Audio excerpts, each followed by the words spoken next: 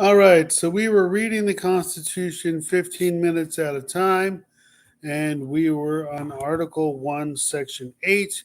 For accessibility purposes, I am a white male, I have brown hair and blue eyes. I know I changed the color of my eyes. People tell me my eye color changes depending on what I'm wearing. So, anyway, let's go to Article 1, Section 8.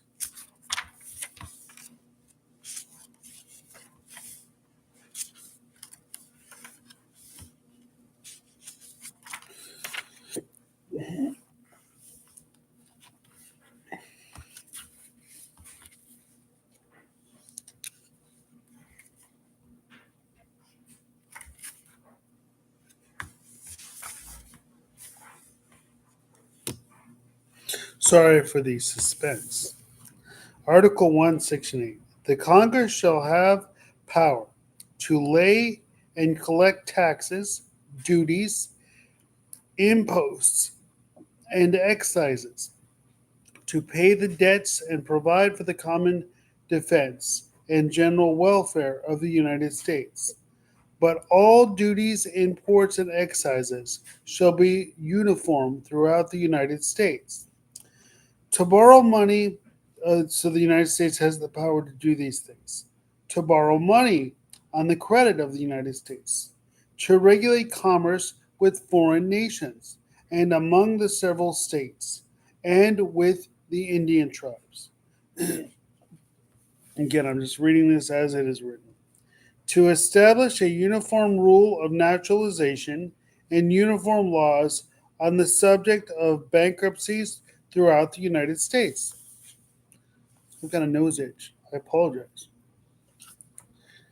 To coin money, regulate the value thereof, and of foreign coin, and fix the standard of weights and measures. I'm going to read that one again. To coin money, regulate the value thereof, and of foreign coin, and fix the standard of weights and measures. To provide for the punishment of counterfeiting the securities and current coin of the United States. Sorry, I'm so itchy. To establish post offices and post roads. To promote the progress of science and useful arts by securing for limited times and to authorities and investigators the exclusive right to their respective writings and discoveries. So I believe that's patents, but I don't know. I'm just reading this. To, cons- to constitute tribunals inferior to the Supreme Court. To define and punish piracies and felonies committed on the high seas and offenses against the law of nations. To declare war, grant letters of marque and reprisal, and to make rules concerning captures on land and water. Now, I don't know what letters of marque are. And my point is just people read this and they pretend like they know everything. It's okay not to know what everything means. You can still read the Constitution, it's still your Constitution. To raise and support armies, but no appropriation of money to that use shall be for a longer term than 2 years. So that's interesting. I'll read that again. To raise and support armies, but no appropriation of monies to that use shall be for a longer term than 2 years. So I guess you got to get more money at least every 2 years whenever you're doing things that are military. To provide and maintain a navy, to make rules for the government and regulation of the land and naval forces, to provide for calling forth the militia, to execute the laws of the Union, suppress insurrections, and repel invasions,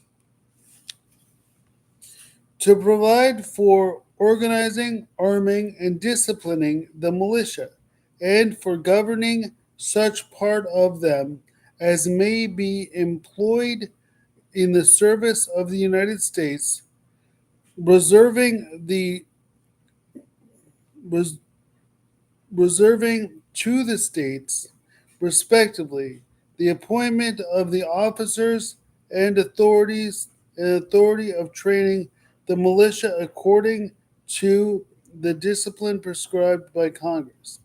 So that was a little confusing, so I'm going to read it again.